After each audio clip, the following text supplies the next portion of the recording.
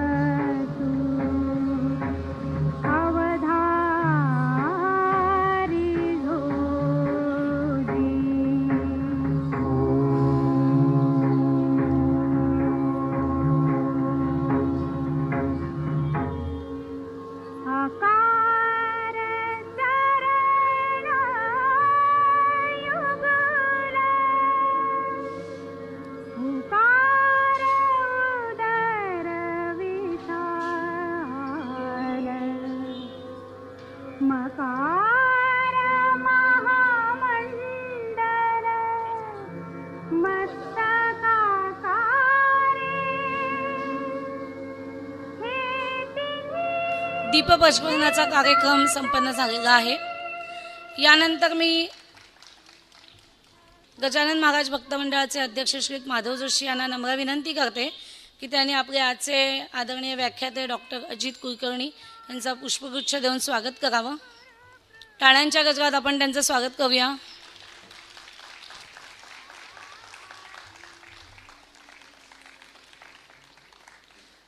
धन्यवाद.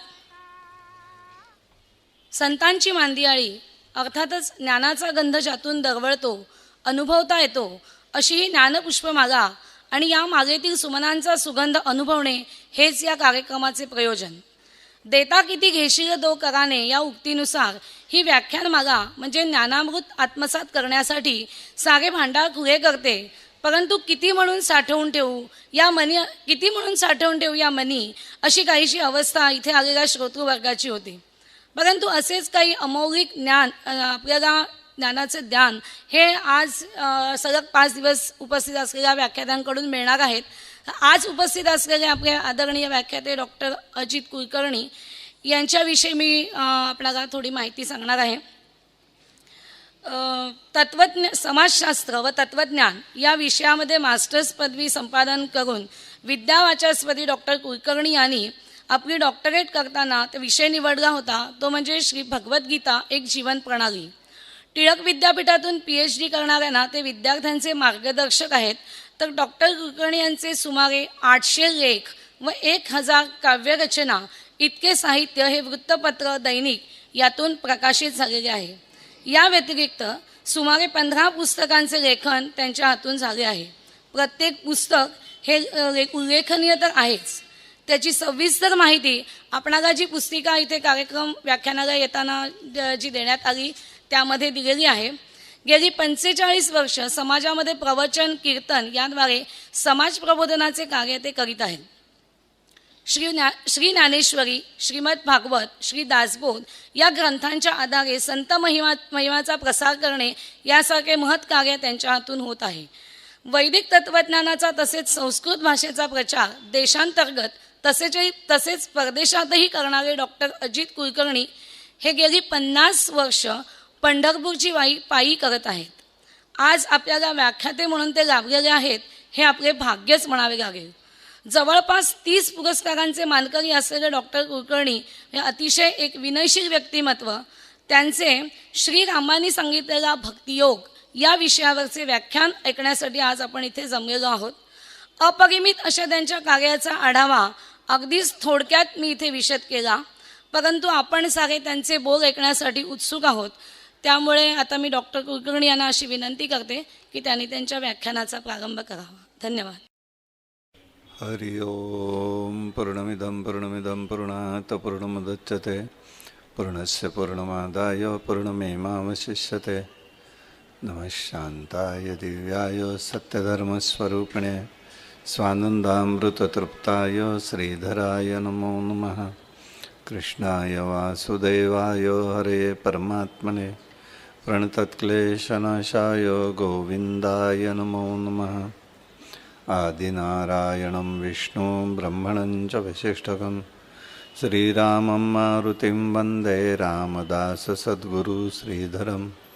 स्वरूपसाम्प्रदाय अयोध्या मठ जानकी देवी रघुनाथ दैवत मारुती उपासना नेमस्त वाढविला परमार्थ जगे. जय जय रघुवीर समर्थ. हरि ओम. स्वस्तुती कानी न ऐकावी, महाराज माऊली ज्ञानेश्वरांचा विचार आहे. परंतु अशा काही सभेमध्ये अडकल्यानंतर सगळं ऐकून घ्यावं लागतं. तसं हे झालेलं आहे. त्यांनी सांगितलं त्यांचं मोठेपण ठीक आहे, तुम्ही त्यातलं एक विसरून जा. तुमच्यातलाच मी एक सामान्य साधक आहे आणि जितके काही आपण असे ठावे तितके हळूहळू शिकवावे, शहाणे करून सोडावे, सगळं जण समर्थांची उक्ती आहे. त्याप्रमाणे जितकं आपल्याला चिंतन जमलं आहे, बघितलं आहे सद्गुरूंच्या कृपेने, भगवंताच्या कृपेने, तेवढे विचारधन हे सद्गुरूंचं आहे. या भूमिकेने आपल्यापुढे मांडायचा मी प्रयत्न करणार आहे.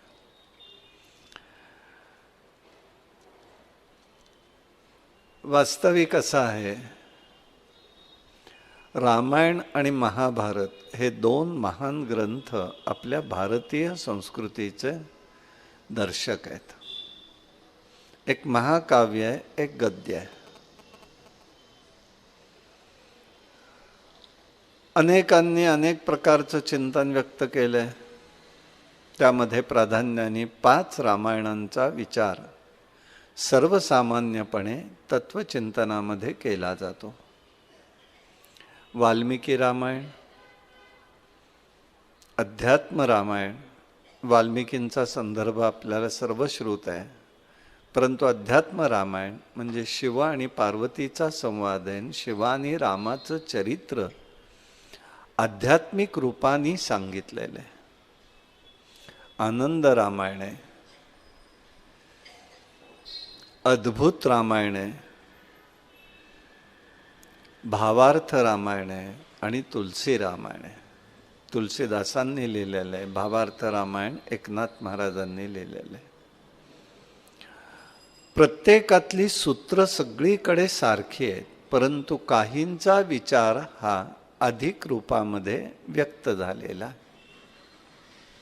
तो त्यांचा असलेला एक प्रचंड असा अनुभव आहे. उदाहरण द्यायचं झालं तर रामाच्या लग्नाचा प्रसंग सीतामाईंचा हा वाल्मिकी रामायण संक्षिप्त वाटतो, पण तेच भावरूपाने पाहिलं किंवा तुलसीदासांच्या रामायणात पाहिलं तर अत्यंत विस्तारपूर्वक आहे. मानवी मनाचे कंगोरे भावरूपाने कसे व्यक्त होत आहेत, सीतामाईंच्या असलेल्या मनाची अवस्था, ह्या सगळ्याचा मागोवा त्यामध्ये दिसतो. म्हणून ह्या साकल्याने तो विचार करावा लागतो की निश्चित कशा स्वरूपाची ही पात्र आहेत. आम्हालाच त्या ठिकाणी असे प्रश्न पडतात आणि काहीतरी आम्ही लिखाण लिहितो आणि काहीतरी त्याच्यावरती चिंतन करतो. परित्यक्त सीता. शेवटी मला असं सांगायला लागल्यावरती काही जणांना मला विचारावं लागलं, परित्यक्ता सीता, सीतामाईंनी तुमच्याकडे येऊन तक्रार केली होती का माझा त्याग केला म्हणून? म्हणजे आम्ही कोणत्या भावनेने त्याकडे बघतो याचा विचारच करत नाही आणि त्यांच्या मनाचा मागोवा घ्यायला आपण खरंच इतके सक्षम होतो का? म्हणून या संतांनी जे काही लिहिलं, या विचारामध्ये जे व्यक्त झालं त्याचं चिंतन करणं महत्त्वाचं आहे. त्यामध्ये एक विचार जो आहे त्या मूळ विचाराकडे आपण जाऊया. पुष्कळ विषय बोलण्यासारखा आहे, पण ती आत्ता प्राप्त स्थिती नाही. ज्या वेळेला रामाला अरण्यकांडातनं हा विचार येतो आणि ज्या वेळेला राम भगवती सीतामाईंच्या शोधाला निघालेले आहेत, तेव्हा पंपा सरोवरापाशी शबरीची त्यांची भेट होते मतंग ऋषींच्या आश्रमामध्ये. तिथे जो एक संवाद झाला आहे तो अतिशय महत्त्वाचा आहे. साधकांना, विचारवंतांना चिंतन करायला लागेल अशा स्वरूपाचा विचार आहे. त्याला भक्तियोग असं म्हटलेलं आहे. रामाने त्याला भक्तियोग म्हटलेलं आहे. मग हा संदर्भ येतो कसा? त्याचा साधारण पूर्वपीठिका सांगतो. श्रीमद भागवताच्या गोकर्ण आख्यानामध्ये भक्तीचं आख्यान आलेलं आहे, भक्तीची गोष्ट आलेली आहे. नारद आणि भक्तीचा जेव्हा संवाद चाललेला आहे, यमुनाच्या किनाऱ्यावरती हे आहेत. तिचे 2 पुत्र आहेत, ज्ञान आणि वैराग्य. हे वृद्ध अवस्थेत आहेत, म्हणजे म्लान स्थितीत आहेत. ती चिंता करते की माझी मुलं कशी जागी होतील. नारदांची भेट होते. नारदांची भेट झाल्यानंतर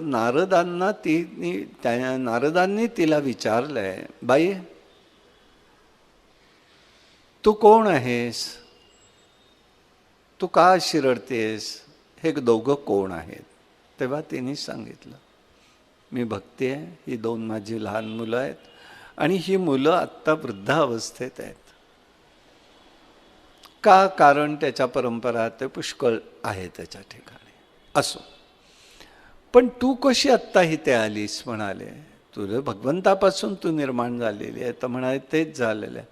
द्रविड देशे उत्पन्न. द्रविड देशात मी प्रगट झाले पहिल्यांदा.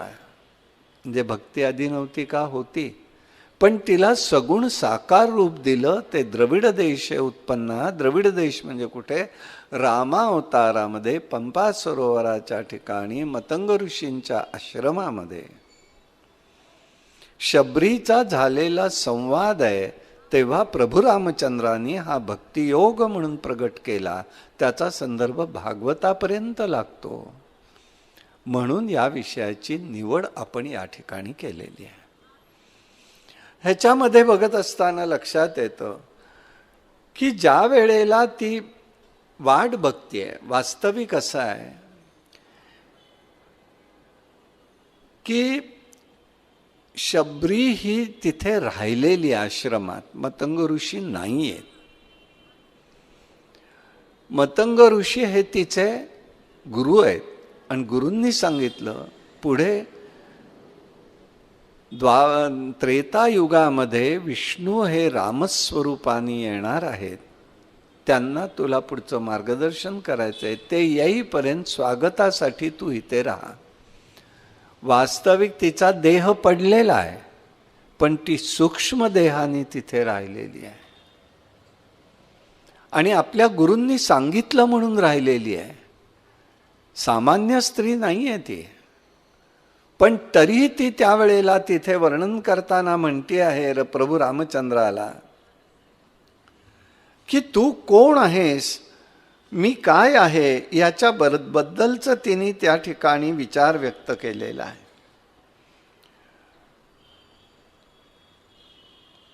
मी या ठिकाणी जी राहिलेली आहे ती कशी आहे.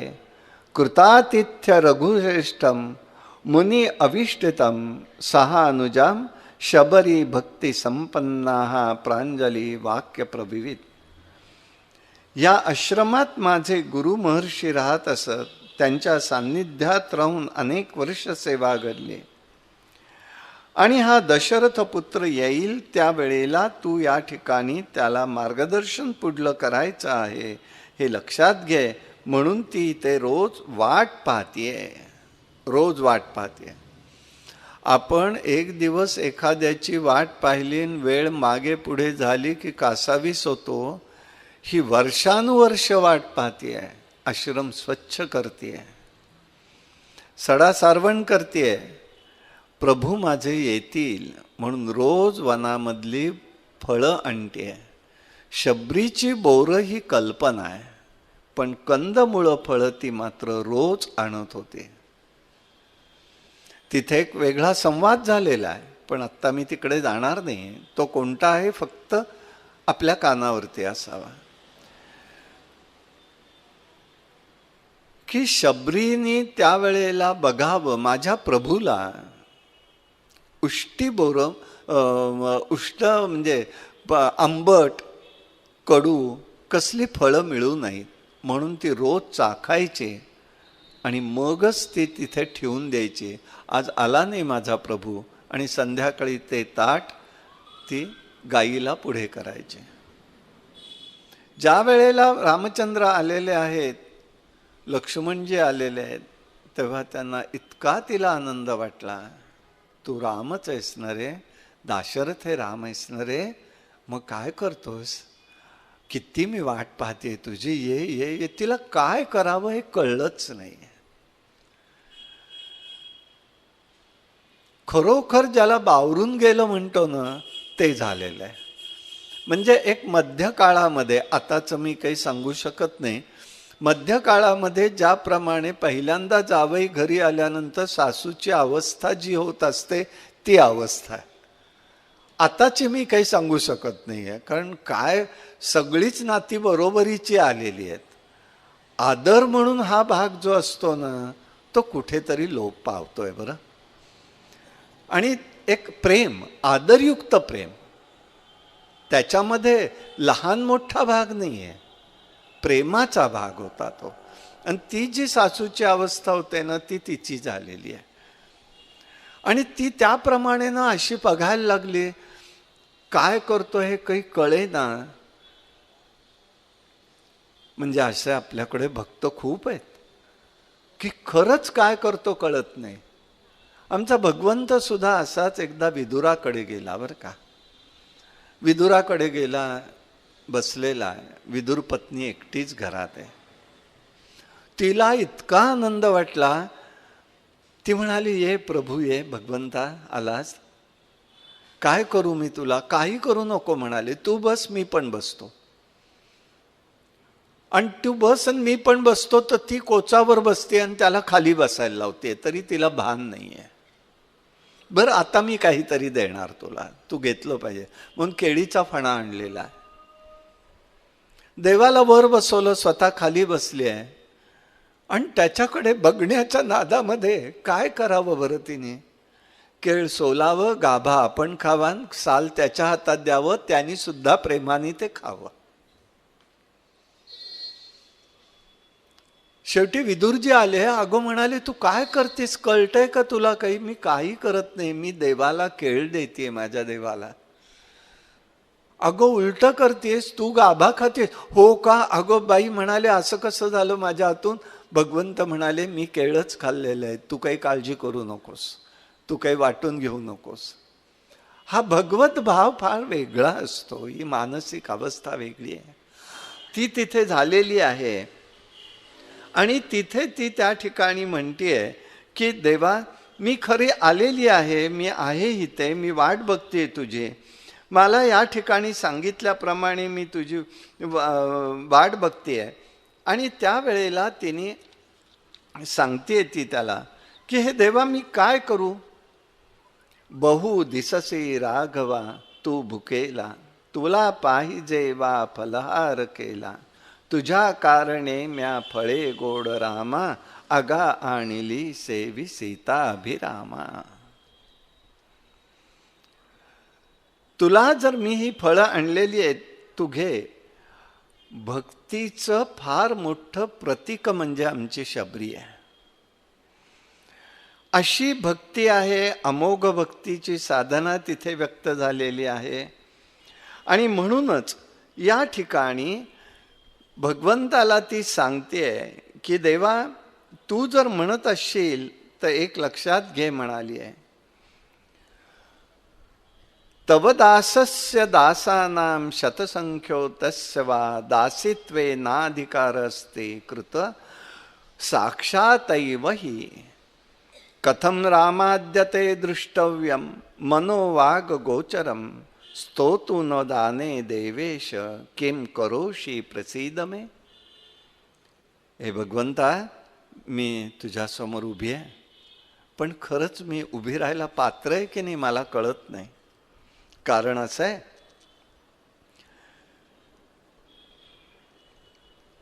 मी एका हीन जातीतली आहे, तुझ्या दासांची दासी आहे. मला दासस्य दासाना, मी दासांची दासी आहे. अशा 100 दासांच्या पलीकडे मी आहे, तरी त्या दासीची दासी होण्याचा मला अधिकार नाही. मग प्रत्यक्ष मी तुझी सेवा कशी करू देवा? मी तर कुठेच नाही. भगवंत प्रगट का होतात आणि भगवंताची अनुभूती काय येते, ही मानसिकता यातून कळेल. ही कशी संवेदनशीलता असते. लीनता आहे. लीनता म्हणजे लाचारी नाही आहे की मी कुठेच नाही आहे, खरं म्हणजे भगवंत आहे.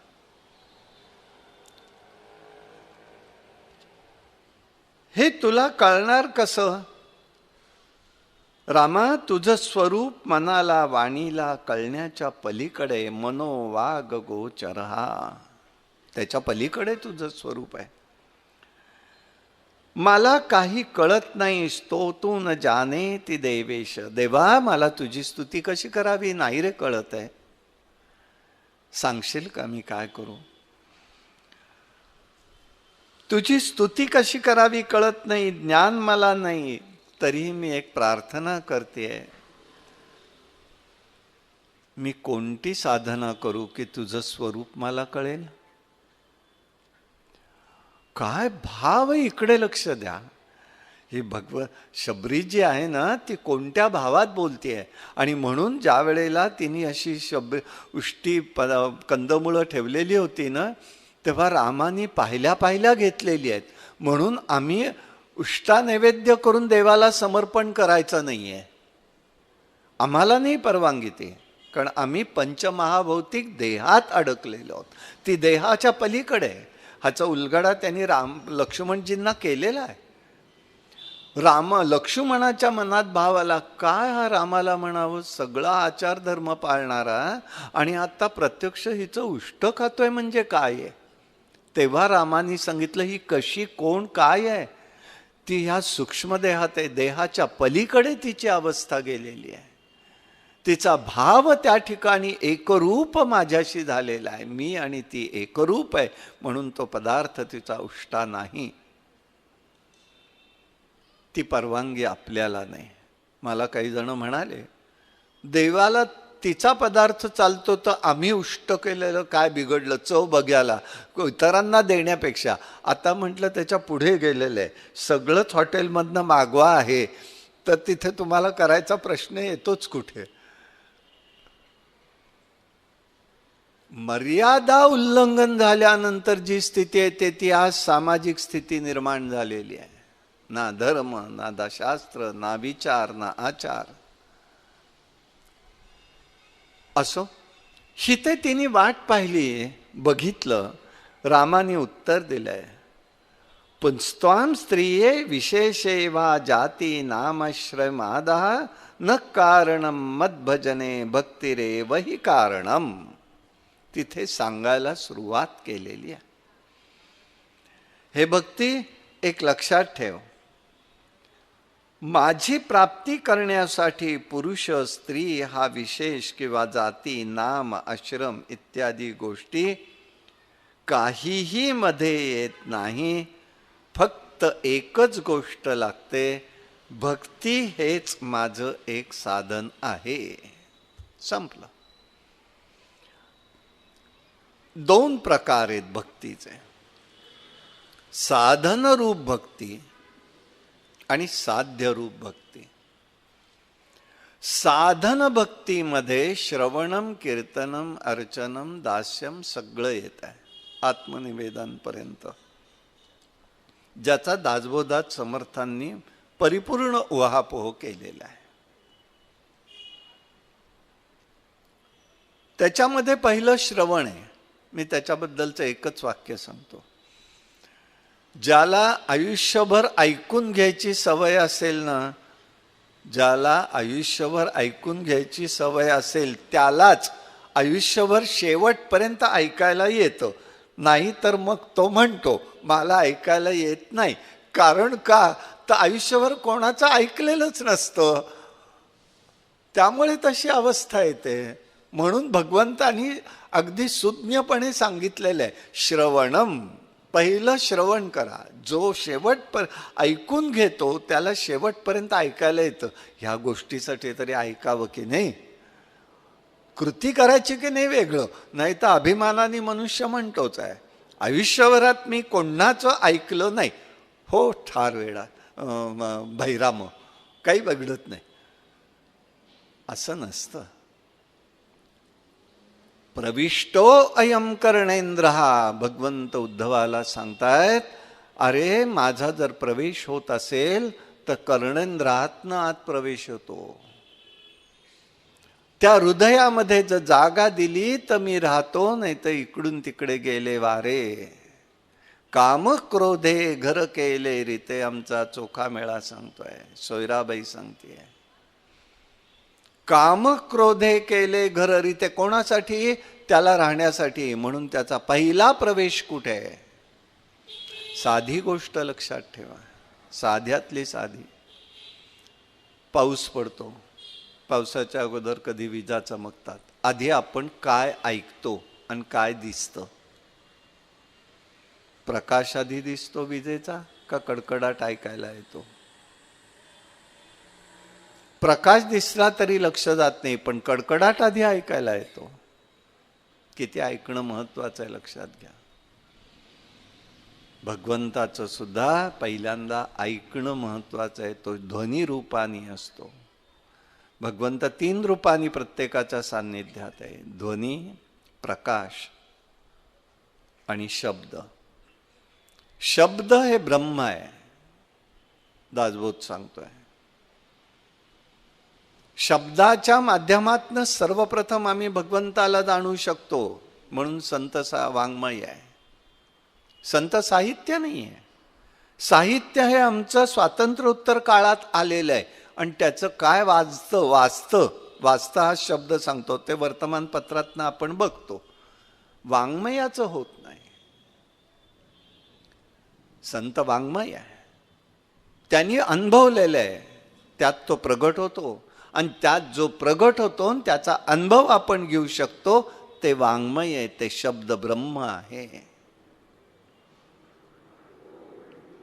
शब्दांच्या माध्यमातून प्राप्त होणारा परमात्मा, प्रकाशाच्या माध्यमातून प्राप्त होणारा परमात्मा आणि ध्वनीच्या माध्यमातून प्राप्त होणारा परमात्मा विषय स्वतंत्र आहे. जाता जाता फक्त कानावर घातलं. तसं राम सांगतायत की काही नाही, काळजी करू नकोस बाई, भक्तिरेव ही कारणम. भक्तीच्या माध्यमातनं, साधन भक्ती रूपातनं तो जवळ येतो. साध्य रूप काय आहे म्हणून भक्ती कशी आहे. मी आज आणली आहेत पुस्तकं, काही माझी 10 पुस्तकं. भक्तिरस दर्शन म्हणून एक पुस्तक स्वतंत्र लिहिलं आहे, आत्ताच प्रकाशित झालं. भक्तीचं स्वरूप अनादिकालापासून आज मितीपर्यंत कसं आहे असा त्याच्यामध्ये परिचय दिलाय. चैतन्य महाराज देगलूरकर पंढरपूरचे त्यांनी प्रकाशन केलं आणि त्यांनी एक विचार व्यक्त केला, तो मी आपला सांगतो. सांगणं बरं नाही आहे पण माहिती म्हणून बोलायचं की 6 षड्दर्शन म्हणून तत्वज्ञानामध्ये होते. आता याच्या पुढे 7 दर्शनं म्हणून आम्ही सांगणार आहोत आणि भक्तिरस दर्शन हे दर्शनशास्त्रात मोडणारा ग्रंथ हा तयार झालेला आहे, अशी त्याला प्रतिष्ठा त्यांनी दिली. म्हणून ही भक्ती कुठे आली. भक्तीचा उगम हा मूलतः भगवंताच्या पायात नाही. तिचं नाव साधन भक्ती आणि हृदयातनं प्रगट झालेली आहे भगवंताच्या, ती राधा भक्ती आहे. राधा हे भगवंताच्या प्रेमाचं स्वरूप आहे, दोघांच्यात ऐक्य आहे. म्हणून ही राधा काय आहे. राधा आणि भगवंताच्या प्रेमात ऐक्य काय. प्रेमाचा रंग हा आकाशी सांगितलेला आहे म्हणून आपण आकाशी रंग धरतो, निळा रंग धरतो. म्हणून हे प्रेमाचं प्रतीक म्हणून राधेने निलांबर धारण केलेलं आहे. राधा ही पीतवर्णीय प्रीत गौरवर्णीय आहे म्हणून भगवंतानी पितांबर धारण केलेलं आहे. हे भक्तीचं ऐक्याचं प्रतीक आहे.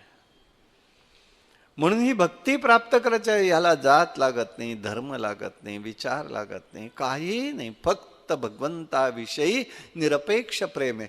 खरं सांगू का रे बाबांनो, म्हणजे आतापर्यंत खोटं नाही सांगितलं पण विचारतोय, फक्त म्हणतोय की खरंच एक लक्षात घ्या रे. अरे आपण आता सगळे सिनियर सिटीझन जवळ आहोत. सगुण रूपातल्या माणसावर प्रेम केलं रे केलं. काय अनुभव आलाय ते मी सांगायला नको, प्रत्येकाचं मन सांगतंय. पण निर्गुण निराकार परमात्म्यावरती प्रेम करायचंय रे, ते निरपेक्ष करायचंय, निर्हेतुक करायचंय, निर्व्याज करायचंय. आणि प्रभू रामचंद्र भक्तीला सांगतायत बाई हेच प्रेम तू कर. आता हे साधन मार्ग मी कसा साधणार आहे याच्याबद्दलचा हा विचार आपण या ठिकाणी पाहतोय. तेव्हा त्यांनी सांगितलं बाई भक्ती हेच एकमेव साधन आहे. यज्ञ दान तपोर्भिव वेदाध्यायन कर्मभि नैव दृष्टुम मही शक्तो मद्भक्ती विमुक्ती सदा. माझ्या भक्तीविषयी सदा जर विचार करशील तर यज्ञ दान तपश्चर्या वेदाध्ययन ही दुसरी कितीही कर्म जरी तू केलीस तरी सुद्धा माझं दर्शन होणं कठीण आहे. पण भक्तीचं तुला जर का साधायचंच असेल तर मी साधन मार्ग सांगतोय आणि ते 9 साधन मार्ग आहेत. हे 9 साधन मार्ग सांगताना पहिल्यांदा ते सांगतायत तिथे तुला जर बघायचं असेल तर एकच सांगतो म्हणाले. पहिलं साधन सांगितलंय तस्माद्भिमानेन संक्षेप्त रक्षते भक्ती साधनम सताम संगती ते त्वात्र साधनम प्रथमम स्मृतम. पहिलं साधन जर भक्तीमध्ये जर करायचं असेल तर सत्संगती असली पाहिजे. सत्संगती म्हणजे काय हा प्रश्न पहिला येतो. आम्ही संग केला, एकत्र राहिलो म्हणजे आमचा संग झाला हे नाही. जाहिराती देऊन सत्संग कधीही घडत नाही. सत्संगती म्हणजे काय हे लक्षात घेतलं पाहिजे. एकूण जर पाहिलं तर पहिले 9 प्रकार बघू आणि 9 जणांच्या मधल्या तपशीलवार विचार आपण नंतर करू. पहिली सत्संगती आहे, दुसरं श्रवण सांगतायत, तिसरं गुणानुवाद आहे, चौथं प्रवचन व्याख्यान आहे, पाचवं गुरूंची सेवा आहे, सहावं सदाचाराचं पालन आहे, सातवं यमनियम पालन आहे, एकनिष्ठ राहायचं आहे, आठवं, नववं मन इंद्रिय निग्रह करायचा आहे, आणि पुढे आणि 2 सांगितले आहे, सर्वत्र परमात्मा पाहणं, सर्वाभूती प्रेम असणं. अशा प्रकारचे हे विचार त्यांनी भक्तीचं स्वरूप म्हणून सांगितले. म्हणून नवविधा भक्ती म्हणजे ही भक्ती नाही आहे. तर मला परमात्मा प्राप्त करण्यासाठी सांगितलेले प्रभू रामचंद्रांनी हे विध साधन आहे. मग यामध्ये सत्संगती पहिलं साधन आहे. सत्संगती म्हणजे काय आहे? एकत्र बसणं म्हणजे संगती आहे, जाहिराती करणं म्हणजे संगती आहे. मला अनेक जण विचारतात का तुमचा सत्संग कुठे असतो? मला म्हटलं काही कळतच नाही सत्संग म्हणजे काय. असे काही वाटून करण्यासारखी गोष्ट असते का? नाही रे बाबांनो. 3 पातळीवरती आमचा संघ असतो. एक मनाच्या पातळीवर असतो, एक बुद्धीच्या पातळीवर असतो, एक चित्ताच्या पातळीवर असतो. मनाच्या पातळीवरचा संघ कसा असतो त्याचं उदाहरण देतो. आता सर्वत्र एक टीप असते लग्न कार्यामध्ये, म्हणजे मध्ये आहेर कोणीही आणू नये, पुष्पगुच्छ आणू नये. अहो तेही संकट होतात ना, म्हणून लिहितात बिचारे. पण धर्मशास्त्र असं सांगतं की देवाकडे, सद्गुरूंकडे, नववधूवर अपत्य, नवीन अपत्य, या ठिकाणी लहान मूल जन्माला आलेलं वर्षापर्यंत प्रथम पाहताना रिक्त हस्तानी पाहू नये, हे धर्माची आज्ञा आहे. तुम्ही लिहा काय लिहायचंय ते, तो प्रश्न नाही, मी आहे काय ते सांगतोय फक्त. पण आम्ही लिहितो कौतुकाने, आणू नये. बरं ठीक आहे, लिहिलं. 2 मैत्रिणी आहेत, बिचारा ती मैत्रीण पत्रिका घेऊन येते, तिथे लिहिलेलं वाचते आणि ती सांगते की अगं ही खालची ओळ माझ्यासाठी नाही बरं का. ही म्हणते अगं जाऊ देत ना, हे सगळ्यांसाठीच लिहिलंय. नाही मी दिन ते तुला घेतलं पाहिजे. मग असं कर, तू सगळ्यांच्या समोर देऊ नकोस मला. मग म्हणते मी केळवणालाच तुला बोलवते तेव्हा देते. की मग ती म्हणते चालेल, हरकत नाही. केळवण होतं, काय द्यायचंय ते दिलं जातं. मी अशी शॉपिंगला गेले, जाता जाता मला ही साडी दिसली, पैसे नव्हते, बुक केली आणि दुसऱ्या दिवशी घेऊन आले. बघ तुझ्यासाठी, तुला आवडतो तो रंग आणलाय, नेसणार की नाही साडी? नेस, मी तुला आग्रहाने सांग. हो हो तू आणलीस एवढी प्रेमाने, मी नेसणार आहे नक्की. झालं, संवाद संपला, लग्न संपलं, देणं झालं, घेणं झालं, सगळं सगळं संपलं. 6 महिने गेले, मैत्रिणीची गाठ पडली. काय ग, मी दिलेली साडी नेसलीस की नाही? अरेच्छा, वस्तू देऊन गेली तरी मनाचा संघ संपला नाही, मी तिला साडी दिली. हा आमचा संघ आहे, हा आमचा संघ आहे. जाता जात नाही, मी हे दिलंय. हा संघ सुटला पाहिजे. असंगस्य त्यागः इति सत्संगः. असंगाचा त्याग करणं म्हणजे सत्संग आहे. का आठवण राहते आम्हाला? नाही, वस्तू देऊन जाते, निघून जाते, दिलेली वस्तू संपून गेली, पण माझ्या मनातली गोष्ट गेली नाही. मी तिला साडी दिली आहे. बुद्धीचा विषय. एक महात्मा आहेत, नदीच्या किनारी पलीकडे राहतात, अलीकडे गाव आहे, नावेतनं येणं जाणं चाललेलं आहे. गावात यायचं, भिक्षा घ्यायची, आश्रमात परत जायचं. एक दिवस निघाले, पाऊस आलेला होता, नदीला पाणी होतं, येताना नावाडी होता, जाताना कोणी नव्हतं, नावाडी निघून गेला. आता कसं जायचं? तेव्हा गुरूंनी सांगितलं यतींनी की बाबा रे, तुम्ही असं करा, आता मुलांनी नेसूत सोडा, डोक्याला गुंडाळान, पोहत पलीकडे जा. कौपीन आहेत, मी बघतो. तेवढ्यामध्ये एक महिला आल्या. महिला रडायला लागल्या, पलीकडे जाता येत नाही, लहान मूल पलीकडे. स्वामी म्हणाले, का रडतेस बाई? मला असं बरं असं झालंय का? काळजी करू नको, चल माझ्या खांद्यावरती बस, मी तुला घेऊन जातो. घेऊन गेले. मुलांनी पाहिलं. दुपारची वेळ झाली. आश्रमाच्या पद्धतीने 4 वाजता प्रवचन झालं स्वामींचं. स्वामींनी विषय घेतला, स्त्रीसंग सर्वतः त्याज्य. काही मुलं होती. मुलं विचारायला लागली, मनात चुळबुळ सुरू झाली. नाही, गुरूंना जाऊन विचारू. आरती झाली. गुरु आपल्या कुटीमध्ये गेले, मुलं तिथे आली. स्वामी आज प्रवचन छान झालं. अरे वेगळं काय सांगितलंय? रोजच चाललंय. त्याचं नारद भक्ती सूत्रातलं सूत्र घेतलं, सांगितलं. नाही नाही नाही म्हणाले, आमच्या मनात शंका आहे. काय रे शंका? म्हणाले, तुम्ही आज छान विषय मांडलात, स्त्रीसंग सर्वतः त्याज्य, आणि तुम्ही दुपारी काय केलं? एक फार चांगली गोष्ट आहे, ज्याची त्यालाच विचारावं, त्याचं नाव धैर्य. याची गोष्ट त्याला विचारणं हा अगदी मूर्खपणा आहे आणि टीका करणं. मग ज्याला वाटते ना शंका, त्याने तोंडावर विचारावं ना, गरज असेल तर. आता त्यांनी विचारलं येऊन, तेव्हा विचारलं, त्यांनी सांगितलं. अरे बापरे, खरंच की असं झालं नाही का? हे बघा, काय म्हणावं याला, गुरुदेव सांगतायत, आचार्य. ती स्त्री माझ्या खांद्यावर बसली, ती आली, ती गेली तिच्याकडे, घराकडे, मी माझ्या कुटीत आलो, पण ती स्त्री तुमच्या डोक्यात बसली, ती अजून खांद्यावर उतरलेली नाही. अशी आमच्या डोक्यामध्ये अनेक जाळी जळमट साठलेली राहतात. संग कशाचा आहे? बघा, साधी गोष्ट ही मी सोडा तुम्ही, एखादी वाटलं तर.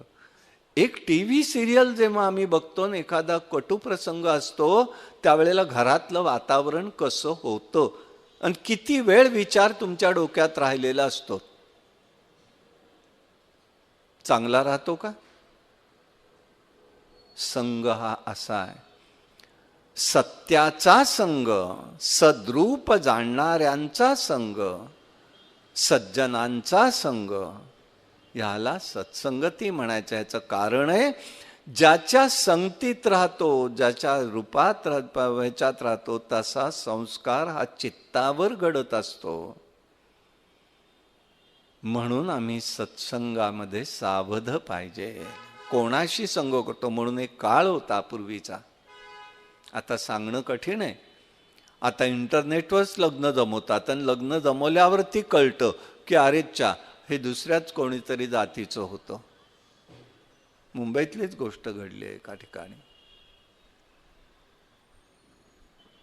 यासाठी पूर्वीच्या काळामध्ये मुलं पाहायची म्हणायचीच नाहीत. मुलं वर पाहायचा म्हणजे त्याला घरी जेवायलाच बोलवायचं. तो जेवतो कसा, पदार्थ पहिला खातो कसा, कोणाच्या संगतीत ती लोक आहेत, हे कुटुंब आहे, हे पाहिलं जायचं आणि मगच मुलगी द्यायची की नाही ठरवलं जात होतं. असो, काळ गेला, गतिमान जीवन झालं, असो, होऊ देत, त्याच्याबद्दल माझं म्हणणं नाही. पण त्याच्या पाठीमागचं सूत्र काय होतं हे मला सांगायचं आहे. म्हणून चित्तावरती संस्कार कसा घडत जातो याला महत्व आहे. आणि यासाठी जर काही असेल तर आम्हाला सत्संगतीमध्ये भक्ती प्रेम निर्माण होतं. म्हणून त्यावेळेला संत आमचे असं सांगतात, हे भगवंता तुझे भक्ती सुख द्यावे मज प्रेम. तुझं भक्ती सुख आम्हाला दे. म्हणजे साधन भक्ती केल्यानंतर भगवंताकडनं मिळणारी भक्ती आहे, ते राधा प्रेम आहे, ते आम्हाला प्राप्त झालं पाहिजे. यासाठी सत्संग असला पाहिजे, त्याचा संस्कार. आणि एक लक्षात ठेवायचंय, चांगल्यापेक्षा वाईटाचा संस्कार चटकन होतो, चांगल्याचा संस्कार लगेच होत नाही.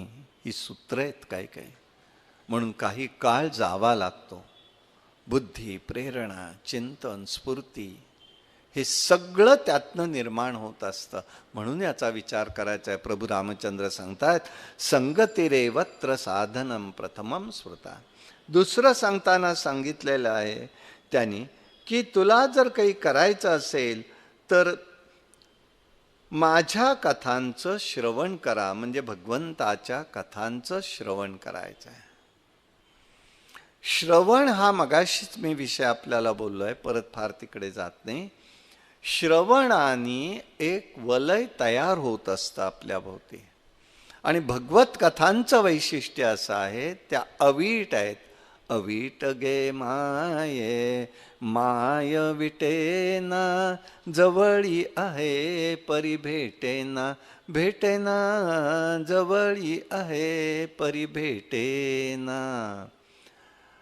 ज्ञानेश्वर महाराज सांगतायत, अरे भगवंता अवीट गोडी आहे तुझ्या नामाची रे बाबा, पण सान्निध्यात आहे. आता माऊलींचा समाधी सोहळा सुरू झाला आळंदीमध्ये. काय एक एक प्रेम त्या ठिकाणी. परिमलाची धाव भ्रमर ओढी, तैसी तुझी गोडी लागो मज विठ्ठला, तैसी तुझी गोडी लागो मज. ही त्या ठिकाणी अवीट गोडी आहे. ह्या कथा प्रेमाने आपलं अव्यक्तातलं दुरित नाहीसं होत असतं. पण ते नाहीसं होण्यासाठी भगवत कथा नाहीत, तर जशा जशा श्रवण करता तशी तशी तुमची गोडी वाढते का. मग राम नामी उपजे आवडी, सुख घडोघडी वाढो लागे. हेच जर होत असेल तर आम्ही योग्य पथावरती चाललोय हे म्हणायला हरकत नाही. नाही तर आमचं चुकतंय हे नक्की लक्षात ठेवायचं. दुसऱ्यांनी सांगायची गरज नाही. थर्मामीटर आपल्याजवळच असावा. आमची साधना आणि आम्हाला प्रेम हे वृद्धिंगत झालं पाहिजे. आज कंटाळा आला म्हटलं की तिथे संपलं, कुठेतरी संगतीचा दोष येतो. म्हणून श्रवणाला महत्व आहे. भगवंताच्या कथा श्रवण सूत्र एकच असेल, पण त्याच्याकडे पाहण्याचा दृष्टिकोन प्रत्येक वेळेला भिन्न भिन्न सापडत जातो. हेच आपल्याला लक्षात येतं. म्हणून त्या कथा कधीही संपत नाहीत आणि कथांचं प्रेम कधी साधकाचं कमी होत नाही. म्हणून कथा श्रवण भगवंताच्या कराव्या, हे त्याचं वैशिष्ट्य आहे. नाही तर आता कथा नाही श्रवण केल्याचा परिणाम काय होतोय. सध्याचा बाजीराव मस्तानी काही संबंध आहे. आम्हाला काही कशाची कर्तव्यच नाही ना. कसे संस्कार तुम्हाला. राजघराणं काय आहे. ज्या स्त्रीला शनिवारवाड्यात प्रवेश सुद्धा दिला नाही म्हणून पेशव्यांनी कोथरूडमध्ये, म्हणजे पुण्यापासून लांब त्यावेळच्या, ठेवून तिची व्यवस्था केली. आणि वास्तविक बघत असताना तिच्याकडे काय रूपाने पाहतोय महाराष्ट्र. उत्तर गव्हर्नमेंट जाऊन बघा उत्तर प्रदेशाचं. ब्रह्मावर्ताला जाल, मी मुद्दामून सांगेन. काय त्या मस्तानीची बाजीरावाची व्यवस्था त्यांनी लावलेली आहे. व्यवस्थित रीतीने त्यांचं कसं करतायत ती लोक. एक योद्धा म्हणून मस्तानी आहे. तिचं ते विसरून गेलेत सगळे महाराष्ट्र आपला. ते कथाप्रेम काय आहे. सगळ्यांच्याच मनात, चित्तात, भोवती, घरात, दारात, बाहेर बॉलिवूड भरलंय ना. तेच पाहणार तुम्ही त्यांच्यामध्ये. काशीबाईंचं प्रेम काय होतं, बाजीरावाचं काय होतं. बाजीराव जर नाचणारा दाखवणार असतील तर युद्ध करून आज सगळ्या एक एक राजा काढा. बाजीरावासारख्या राजांनी 48 लढाया जिंकल्या आहेत, केल्यात आणि जिंकल्या आहेत. हरलेले नाही आहेत, की मानहानी करून दिलेली नाही, दिल्लीचं तख्त फोडलेलं आहे. तो पराक्रम आम्हाला दिसत नाही आणि बाजीराव नाचणारा दाखवताय. हे कारण आमचं अवतीभोवतीचं सगळं चाललेलं जे आहे ना बिभत्स, ते स्वरूप आम्ही त्या रूपात पाहायला लागलो. निषेध नाही होत, पण म्हणून कथाश्रवणाने आमची भगवत भक्ती कशी वाढते याला महत्व आहे. वीरश्री वाढते का नाही, तो पराक्रम आहे. शिवाजीराजांचा पराक्रम आहे, बाजीरावाचा पराक्रम आहे. विचार करायला पाहिजे. म्हणून त्या कथांचं प्रेम प्रभू रामचंद्र सांगतायत की अरे पराक्रम गा, कथा श्रवण करा. तो इतिहास आहे. जर त्या इतिहासाला आम्ही जपलं नाही ना तर हास्य झाल्याशिवाय आमचं राहणार नाहीये. पुढली पिढी बघा कशी तयार होईल. म्हणून प्रभू रामचंद्र सांगतायत भक्तीमध्ये बघायचं असेल तर भगवंताचा गुणानुवाद करावा. म्हणून समर्थ सांगतात कोमल वाणी दे रे राम. अरे आमची वाणी कोमल कर. आहे का आम्हाला कोमल वाणीचा स्वरूप? समजलंय का? अरे हळूवार झाल्याशिवाय नाही, संवेदनशील झाल्याशिवाय, हळूवार झाल्याशिवाय नाही त्यामध्ये शिरता येत. आणि म्हणून त्यांनी ते स्वरूप सांगितलं. तिसरं सांगितलंय गुणानुवाद. म्हणून भगवत गुणानुवादाला महत्व आहे. एक एक गुण जेव्हा आम्ही पाहायला लागतो भगवंताचा, त्या त्या वेळेला त्याचं स्वरूप काय, गुणानुवाद कसा पाहावा हेच रामाच्याच चरित्रातनं सांगतो. आम्ही काय बघतोय हो आतापर्यंत? काय ऐकलेत तुम्ही की रामाने विश्वामित्रांनी लक्ष्मणाला रामाला शतानंदाने आपल्या आश्रमात गौतमांच्या नेलं. तिथे एक शिला झालेली स्त्री होती अहल्या, तिला पाय लावला आणि तिचा उद्धार केला. असंच ऐकलत ना? का वेगळं काही रिस्पॉन्स द्यायला हरकत नाही आहे, म्हणजे मला कळेल की जागे तरी आहेत. काहीच रिस्पॉन्स नाही कळला तर समजणार काय? कारण प्रवचन ही हक्काची किंवा व्याख्यान ही हक्काची झोपायची जागा असते, ह्याची मला पूर्ण खात्री आहे. म्हणून मी बोलतोय. रिस्पॉन्स द्यायला हरकत नाही आहे. आपली हीच खात्री आहे ना की शिला झाली. मग सिरियलमध्ये तेच दाखवलंय, सिनेमात तेच दाखवलंय. साधा विचार करत नाही आपण. गुणानुवादाकडे बोलतोय बरं मी. परत जागेवर आणतोय आपल्याला, लक्षात घ्या. एक समर्थ फक्त वेगळे आहेत. समर्थांनी काय लिहिले ते मी सांगतो, तुम्ही शांतपणे ऐका म्हणजे तुम्हाला लक्षात येईल. अहल्या शिळा राघवे मुक्त केली. मनाचे श्लोक काढ. पदी लागता दिव्य होऊनी गेली. दोनच ओळी सांगतोय मी, पुढे जात नाही. काय सांगितलं? अहल्या शिळा राघवे मुक्त केली. अहल्या शिळा रूप आहे, तिला मुक्त केलं. कधी केलं मुक्त? पण पदी लागता दिव्य होऊनी गेली. पदी लागता, पदी लागली म्हणजे कोण लागली पदी? अहल्या. मग अहल्या शिळा होती का? शिलावत होती, शिळा नव्हती. आम्ही गुण काय साधा विचार करायला पाहिजे आपण. असे रामायणातले अनेक प्रसंग आहेत, भगवंताच्या जीवनातले, आम्ही विचारच करत नाही की राम हे स्त्री दाक्षिण्य जाणणारे होते. आदर होता. सीतामाईंना आदरयुक्तच बोलवत होते आणि स्त्रियांबद्दल परिपूर्ण आदर होता. तो मनुष्य, तो पुरुष, तो परमात्मा, ती जर शिळा ही गौतमांची पत्नी, ऋषीपत्नी कळलं असेल तर पाय लावेल का? का शंका मनात येऊ नये?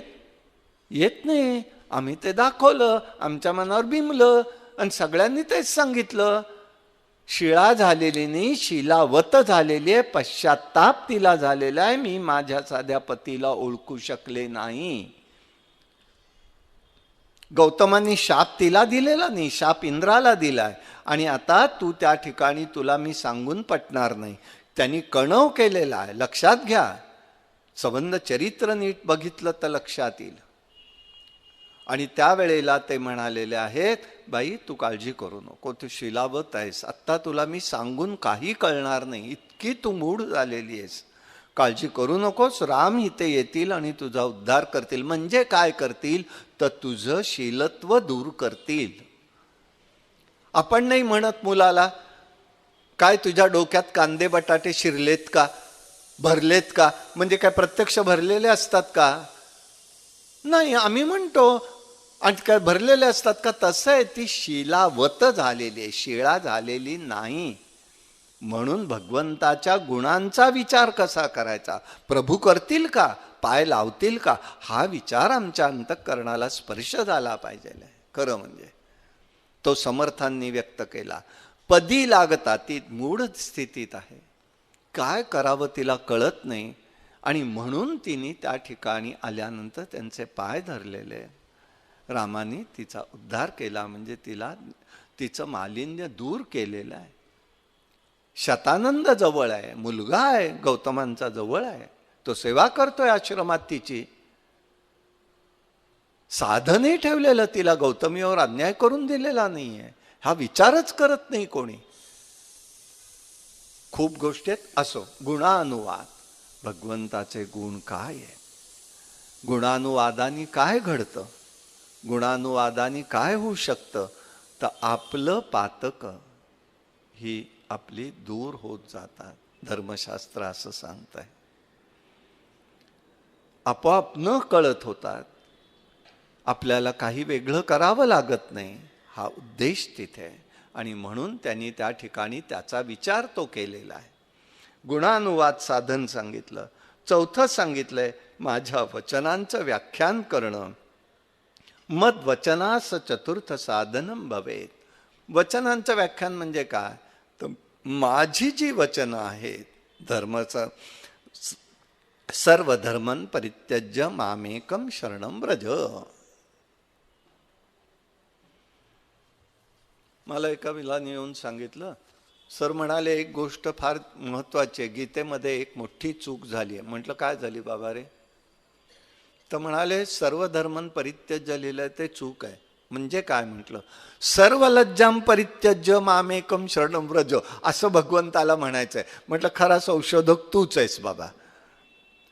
तर म्हटलं का रे असं वाटलं तुला? सगळी लाज सोडल्याशिवाय भगवंताकडे जाता येत नाही, असं माझं ठाम मत आहे. म्हटलं चांगली गोष्ट आहे, चालू देत तुझं. भगवंताला नक्की काय म्हणायचं आहे? सततम कीर्तयंतो माम, हे वचन आहे भगवंताचं. जो असा येतो त्याचा मी काय करतो? योगक्षेमम वहाम्यहम, मी त्याचा योगक्षेम चालवतो. कसा चालवतो? LIC पॉलिसी सारखा नाही, गेल्यावर नाही, असताना. LIC पॉलिसी सांगते LIC की तुम्ही गेल्यावर मी तुम्हाला देईन तुमच्याकडे. हिते भगवंत नाही, असताना सांगतोय. माझी वचनं कशी आहेत, माझं स्वरूप कसं आहे. जयदेव कवी होते, आमचा परमात्मा रोज त्यांच्याशी बोलायचा. सगळ्या गोष्टी दाखवल्यात त्यांनी, लीला करवल्या. एक दिवस एक घटना घडते. राधा राणी आमची रागवली आहे आणि भगवंत तिची मंधरणी करतोय. अगं हे राधे रागवू नकोस, मी प्रेमाचा भुकेलेला आहे, तुला वाटेल ते करायचंय ते कर, पण माझ्यावर रागवू नकोस. तुला वाटलं तर तुझे पाय माझ्या मस्तकावरती ठेव. हा प्रसंग ते बघतायत सगळं. आणि त्यांचं वैशिष्ट्य असं आहे जयदेव कवींचं. बघा कधी आकाशवाणीवर सकाळी त्यांचं लागतं स्तोत्र वगैरे भगवंताविषयीचे, आणि त्याच्यामध्ये तो त्यांचं वैशिष्ट्य असं होतं की तो लिहित असे रोजच्या रोज जे काही पाहतोय ते लिहायचा. आणि त्यांनी ते लिहिलं सगळं बरं का. आणि लिहिलं वगैरे सगळं पाहिलं ते. आणि तो काही प्रसंग लिहायला तयार नाहीत. देवा मी हा प्रसंग लिहिणार नाही, हा तुझा फाजीलपणा बास, मी काही लिहिणार नाही. बरं म्हणाले. उठले, उशीर झाला आज, ते सगळं लिखाण करून निघायला. गंगेवरती, कलकत्त्याचे ते, गंगेवरती गेले स्नानाला. बायकोला सांगितलं, हे सगळे देवघरात माझ्या कागद ठेव, मी स्नान करून येतो. 5-10 मिनिटांनी परत आले. पत्नीला म्हणाले, दिलेले कागद दे. दिलेले कागद घेतले, काय लिहायचंय ते लिहिलं, पुन्हा ठेवले, पुन्हा गेले गंगेवरती. जयदेव कवी आले. अहो हे काय चाललंय, मगाशी तुम्ही आलात आणि परत आत्ता? अगं मगाशी मी आलोच नाही, आत्ताच आलोय मी, मलाच उशीर झाला. असं काय करताय? एक आत्ता 15 मिनिटापूर्वी तुम्ही येऊन गेलात, कागद मागून घेतले आणि लिहिलेत, आता कुठे गेले ते कागद?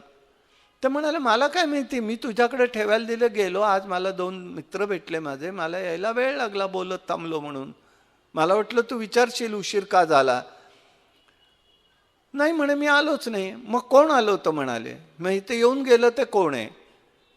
काय केलं त्यांनी? त्यांनी सांगितलं, कागद दे मला तू दिलेले. मी त्यांना कागद दिले, त्यांनी काहीतरी लिहिलं आणि सांगितलं नेऊन ठेव जागेवर. मी ठेवले आणि तुम्ही गेलात परत निघून. आण बरं ते कागद. तर ते कागद आणले आणि त्या कागदावरती लिहिलेला प्रसंग साक्षात भगवंतानी परत लिहून ठेवलेला आहे. स्वतःच्या आज ती अक्षरं लिहिलेली देवाच्या अक्षराच्या शब्दात आहेत. ती कलकत्त्याला आज आहे. काय देव करतो आपल्या गुणानुवादाचं, भगवंत करत असतो. म्हणून ते सांगतायत गुणानुवाद करा. माझी वचन आहे ते. वासुदेवमिति स महात्मा सुदुर्लभा, 7वा अध्याय 19वा श्लोकात भगवंत सांगतायत, अरे जो वासुदेवमिति जे जाणतो, वासुदेव जगत सर्व मी जाणतो ना, असा महात्मा दुर्लभ आहे. देव सांगतायत, प्रभू रामचंद्र सांगतायत, ही जी भगवंताची वचन आहेत ती लोकांना सांगा. कशासाठी सांगा? लोकांच्या अंतःकरणामध्ये भगवंताविषयी प्रेम निर्माण झालं पाहिजे, भगवत भक्ती वाढली पाहिजे, भगवंताचा प्रसार होऊन लोक सन्मार्गाला राहिले पाहिजेत. म्हणून हे करायचं आहे. म्हणून हे साधन सांगतायत ते, की हे जर काही असेल तर माझ्या वचन सगळ्यांना सांग. आता या ठिकाणी सांगितलंय, हे सगळं तुला बघत असताना तू एकच काम कर. 5वं साधन म्हणून सदैव गुरुची उपासना तू कर. आचार्य उपासनां भद्रे यद भक्ता मादया सदा, पंचमं पुण्यशीलत्वं यमादि नियमादिच. आचार्य उपासना, सद्गुरूंची सेवा. म्हणून ज्ञानेश्वरीचे नमनाचे सगळे पहिले जर ओव्या पाहिल्या तर आचार्य उपासना असती. सद्गुरूंच्या बद्दलचे भाव कसे असले पाहिजे आहेत हे ज्ञानदेवांच्या अंतःकरणातनं आपण पाहायला पाहिजे. निवृत्तीनाथांबद्दल कसं लिहिताय? निवृत्तीनाथ म्हणजे काय आहेत? आचार्य उपासना कशी करावी? हे जे आहे ते माझ्या सद्गुरूंचं आहे. आणि सद्गुरू आणि ब्रह्मदेव द्वैत नाही, अद्वैत आहे. म्हणून भावाद्वैत सदा कुर्यात, क्रियाद्वैत सरिच. भावाद्वैत सदा कुर्यात, द्रव्याद्वैत आहे तेही बघायचं आहे. अद्वैत रूपात पाहायचं आहे परमात्मा. क्रियाद्वैत न करिष्यत. क्रियेनी द्वैत अद्वैत करायचं नाही. क्रियेनी जसं ज्याचं आहे तसंच वागायचं आहे. पत्नीशी पत्नी भावानी, बहिणीशी बहिणीच्या प्रेमाने, आईच्या आदर भावानी, तिथेही प्रेम आहे, आदरयुक्त प्रेम आहे. ते सगळ्यांशी सारखं वागून चालत नाही. म्हणून क्रियाद्वैत म्हटलंय. क्रियेनी अद्वैत राहायला पाहिजे. द्रव्याद्वैत राहिलं. द्रव्य म्हणजे द्रवरूपता. द्रव्य म्हणजे पैसा नाही तिथे. यासाठी ते सांगतायत सद्गुरूंच्या रूपात राहा. म्हणून एकच सांगतो, निवृत्तीनाथांनी सांगितलंय बरं, सद्गुरू प्रत्येकाने असावेत, जिवंत असावेत. सद्गुरू चैतन्यशील असावेत. निवृत्तीनाथ सांगतायत नका मोकलिया करू. मोकलिया म्हणजे काय? मला मोकळं ठेवू नका. आपल्या गहनीनाथांना ते सांगतायत, तुम्ही मला माझं म्हणा. अरे सद्गुरूंनी आपल्याला आपलं म्हणणं, भगवंतानी हा माझा भक्त म्हणणं, यात जे प्रेम आहे ना ते फार विलक्षण आहे. अरे एखादा मोठा मुलगा आपला झाला तर मुलगाने सांगायला पाहिजे हा माझा बाप आहे, हे माझे वडील आहेत. काय आनंद वाटेल का दुःख वाटेल? वडिलांनी सांगण्यापेक्षा आपल्याला आपल्या मुलांनी सांगत असताना वाटणारं प्रेम काय असतं हे प्रत्येकाला कळत असेल. तेच प्रेम ही ते सद्गुरूंचं आहे. म्हणून ते सांगतात नका मोकल्यान. मोकलिया म्हणजे काय? आता बघा घराघरामध्ये कुठे बंगल्यामध्ये कुत्री पाळतात, श्वान पाळतात, त्याची परवानगी घ्यावी लागते. नगर परिषद, ग्रामपंचायत, नगर परिषद, कॉर्पोरेशन, महानगरपालिका, काहीतरी कोणाची लागते परवानगी घ्यायला. ते बिल्ला देतात. तो गळ्यात असला आणि तो कुत्रा कुठेही सुटला तर येणारा जाणारा जो कॉर्पोरेशनची गाडी असेल तर त्याला पकडत नाही. का पकडत नाही? त्याला कोणीतरी मालक आहे, त्याला कोणी पकडत नाही. तसं मी जर इथनं देह सुटून गेलो तर मला कोणी येऊन पकडू नये. त्यांच्या लक्षात आलं पाहिजे हा अमक्याचा आहे, याला पकडता कामा नये. म्हणून निवृत्तीनाथ सांगतायत नका मोकलिया राहू. हे प्रभू रामचंद्रांना सांगायचं, मोकळं राहू नका, आचार्य राहा, कोणाचे तरी होऊन राहा. आणि कोणाचं तरी होण्यात जो आनंद आहे ते बंधन नाहीये. तत्वज्ञानात इमॅन्सिपेशन म्हणून त्याला म्हणतात.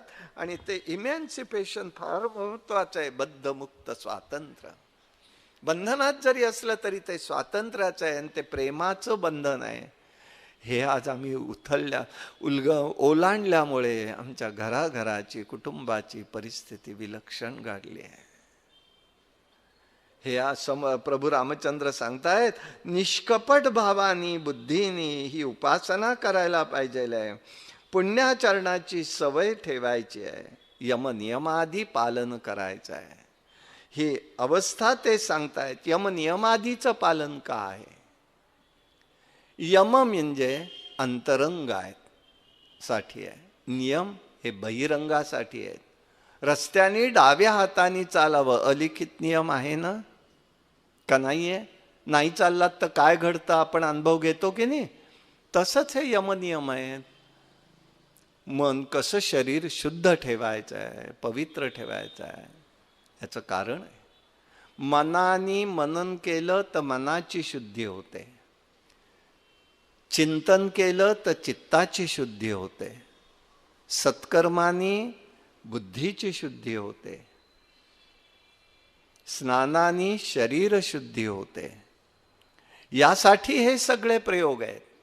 यम काय आहेत? कोण्याही जीवाचा नघडो मत्सर हे यमामध्ये येतं. आमच्या मनाने आम्हाला संकल्प झाले पाहिजे.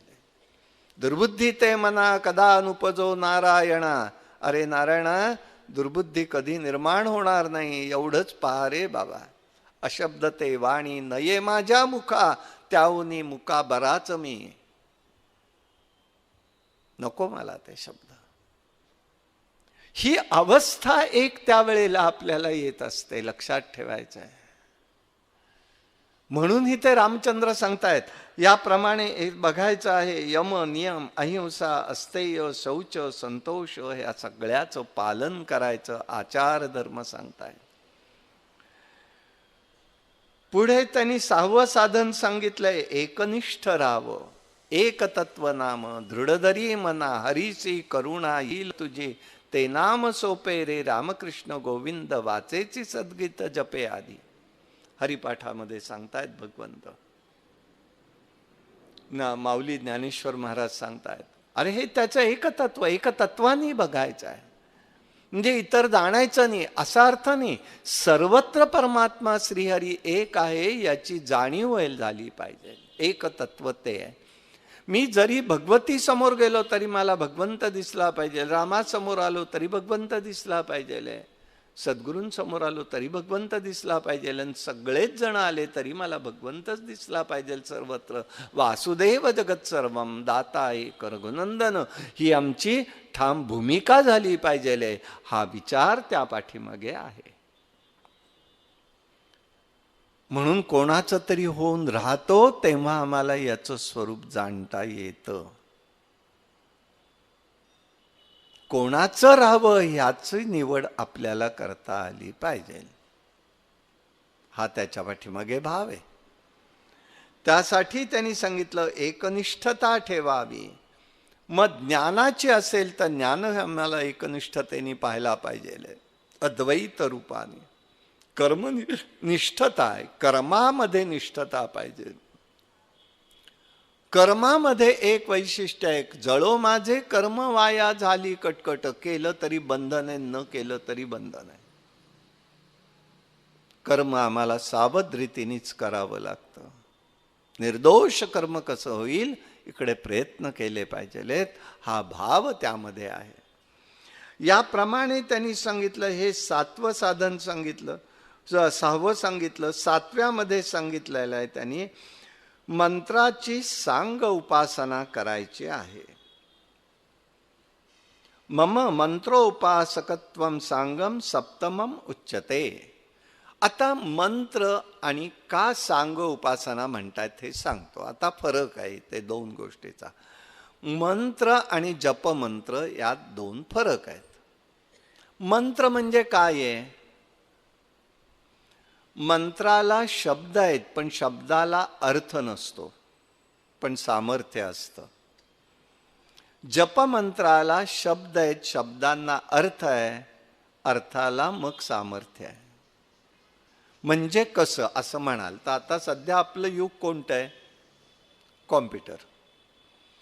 कॉम्प्युटर सुरू करताना आपण काय काय करतो? समोर आणा बरं नजरेवरती. आणि एक गोष्ट असल्याशिवाय कॉम्प्युटर सुरू होतो का? म्हणजे झालेलं आहे असं गृहीत धरतोय. वीज आहे असं सांगू नका मला. एका ठिकाणी असं सांगितलं वीज लागते, हे काही कारण नाही आहे बरं का. माझ्या विचारण्याचा तो भाग नाही. कॉम्प्युटर जेव्हा सुरू करतो, मला एखाद्या साईटवर जायचं असतं, तेव्हा मी काय पहिलं करतो? पासवर्ड वापरतो ना, त्याच्याशिवाय जाता येत नाही ना. पासवर्ड म्हणजे मंत्र आहे. त्या पासवर्डच्या शब्दांना काही अर्थ असतो का? काहीही नसतो. पण तो आपण लावल्याशिवाय, लिहिल्याशिवाय ओपन होतो का? जी साईट पाहिजे ती होत नाही. म्हणजे आम्हाला पासवर्ड म्हणजे मंत्र आहे. मंत्र ओम ऐम रीम क्लीम चामुंडा विच्चे. काही अर्थ आहे का त्या मंत्रातल्या शब्दांना? शब्द आहेत, शब्दांना अर्थ आहे का? नाही. पण सामर्थ्य आहे. तुम्ही डायरेक्ट त्या ठिकाणी भगवतीपर्यंत पोहोचू शकता. हा त्याच्यातला अर्थ आहे. लक्षात घ्या, लक्षात घ्या. हा अर्थ आहे तिथे फार मोठा. मंत्राला शब्द आहेत, शब्दांना अर्थ नाही, पण अर्थाला सामर्थ्य आहे. असा जो असतो तो मंत्र असतो. म्हणून तिथे सांगतात सांग उपासना करावी. म्हणजे वेदोक्त मंत्र तसे आहेत. ओम गण गणगणात बोते मंत्र आहे, जपमंत्र आहे. हा मंत्र नाही आहे. मंत्र म्हणजे जो म्हणतोय असा वेदमंत्र नाही आहे. तर हा कसा आहे? जपमंत्र. जप त्याला अर्थ आहे, अर्थात प्रत्येक शब्दाला अर्थ आहे, त्या शब्दाच्या अर्थाला महत्व आहे, त्याला सामर्थ्य आहे. म्हणून तो जपमंत्र आहे. हे फरक आहेत. म्हणून इथे राम सांगतायत की काय आहे इथे? तर मंत्रोपासकत्वम सांगम सप्तमम उच्यते. म्हणजे मंत्र उपासना ही करावी साधकाने. पण कोणत्या मंत्राची? हा विचार त्यांनी इथे व्यक्त केले. दोन्ही मंत्राची सांगितलेले. मंत्र उपासना ही असली पाहिजे. पुढे त्यांनी सांगताना सांगितलेले सर्व ठिकाणी तुम्ही भगवत भाव ठेवावा. सर्वाभूती परमात्मा एक आहे. ज्या ज्या स्थळी जे जे भेटे भूत ते मानिजे भगवंत. आता भूत म्हणजे कोण असा प्रश्न पडतो. मुलं घरामध्ये लहान होती, रोज त्यांना मला गोष्टी सांगाव्या लागायच्या आणि सांगत असे. आता रोज काय काय सांगायचे? रामायणातली, महाभारतातली, कृष्णाच्या काय काय जे येईल तसं, मनाला येईल तसं सांगायचं. एक दिवस नेमकी अशोकवनातल्या गोष्टीतली, अशोकवनातल्या सीतामाईंची गोष्ट सांगितली. अशोकवन, रावणाने सीतेला तिथे ठेवलं, सगळ्या महिला तिथे होत्या राक्षसिणी. बाबा राक्षसिणी कशा होत्या? म्हटलं राक्षसिणी काळ्या, अशा अशा कपडे घातलेल्या, केस सुटलेल्या, अमुक तमुक असं सगळं सांगितलं वर्णन. हो का बाबा, मग आत्ता येतील का? म्हटलं तू आठवण केलीस तर येतील. तेव्हा आता ते विसरून जायचं. झोपलाच की गेल्या त्या. झोपला. 2-4 दिवस झाले, आई आणि तो बाहेर गेले. रस्त्याने बघितलं, कन्याशाळेपाशी आपळून चौकात, आता तुम्हाला माहिती म्हणून ते आले अलीकडे. तिथे पाहिलं, आई आई त्या बघ राक्षसिणी चालल्यात. आता हे ऐकल्यावरती तुला कोणी सांगितलं? बाबांनी सांगितलं. घरी आल्यावरती, कॉलेजमधनं घरी आल्यावरती विचारलं, हे काय गोष्टी सांगितल्या? म्हटलं काय सांगितलं? आज त्यांनी माझी रस्त्यात फजिती केली. म्हटलं काय केली? तर म्हणे रस्त्याने केस सुटलेल्या बायका तुम्ही सांगितल्यात त्या दिसल्या आणि त्यांनी सांगितलं ह्या राक्षसिणी आहेत म्हणून. ही भूत नाहीत हे मला सांगायचं आहे. पंचमहाभूत जी जे दिसेल ते ते सर्वत्र, ज्यांचा उल्लेख पंचमहाभूतांशी येतो ते ते सर्व भेटे भूत, ते मानिजे भगवंत. हे भगवंताला सांगायचं आहे. भगवंताचा भगवंत शब्द कसा आहे? श्री भगवंत. श्री हे त्याचं ऐश्वर्ययुक्त आहे. भ म्हणजे भूमी आहे, ग म्हणजे गगन आहे, व म्हणजे वायू आहे, आणि न म्हणजे तेज आहे. ह्या पाची रूपामध्ये एकच रूप व्यक्त होतं, तो भगवंत. हा भगवंत आहे. तो पंचमहाभूतात समाविष्ट झाला म्हणून त्या सर्व रूपामध्ये त्याला बघायचं. तो सर्वांच्या अंतर्यामी एक आहे हे जाणायचं. हे ज्याला जाणता येतं ते प्रभू रामचंद्र म्हणतात ही साधना आहे. म्हणून एक सवय आपण ठेवायला पाहिजे साधकांनी. काय ठेवायचे? मी समजा गजानन महाराजांचा भक्त आहे, मी माऊलींचा भक्त आहे, उदाहरण सांगतोय, तर मी ज्या ज्या ठिकाणी जाईन तिथे तिथे त्याच रूपात मी त्यांना पाहीन. मला दुसरं दिसता कामा नाही. ही होणारी साधना आहे. हे भगवत भाव वाढवणारी साधना आहे. भगवंताविषयीचं प्रेम वाढवणारी साधना आहे. मी ह्याला जाणणार नाही, मी त्याला जाणार. बघा तुम्ही काय गंमत आहे पांडुरंगाची आपल्या. एक पांडुरंग पाहिल्याबरोबर आमचे जगद्गुरु शंकराचार्य सांगतात, परब्रह्मलिंगम भजे पांडुरंगम महायोग पीठे तटे भीमत्यारम पुंडरीकाय दातृम मुनींद्रे समागत्य तिष्ठन तमानंद कंदम परब्रह्मलिंगम भजे पांडुरंगम. हा पांडुरंगच त्यांना तिथे दिसत असताना ब्रह्मरूपात दिसतोय. आमच्या नरहरी सोनाराला तो शिवरूपात दिसतोय. ज्ञानदेवांना त्रिभंग चरण दिसत आहेत. सुंदर ते ध्यान आमचे तुकाराम महाराज म्हणतायत, एकनाथ महाराज म्हणतायत, सम चरण सुंदर कासे कसेला पितांबर. अरे काय दिसतोय तो. आमचे निळोबारा म्हणतायत हा निळया आहे. निढळावरी कर ठेवूनी वाट पाहे.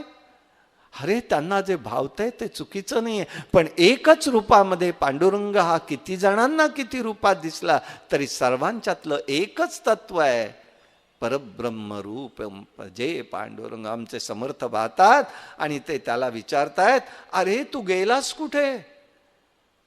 तू राजीव लोचन असलेला राम, तुझं कोदंडधारी धनुष्यबाण गेला कुठे? श्रीधर स्वामी महाराज त्यांना बघतात, म्हणतात काशयांबर वस्त्र धारण करणारे आपण परमात्मा, आज तुमचं वस्त्र गेलं कुठे?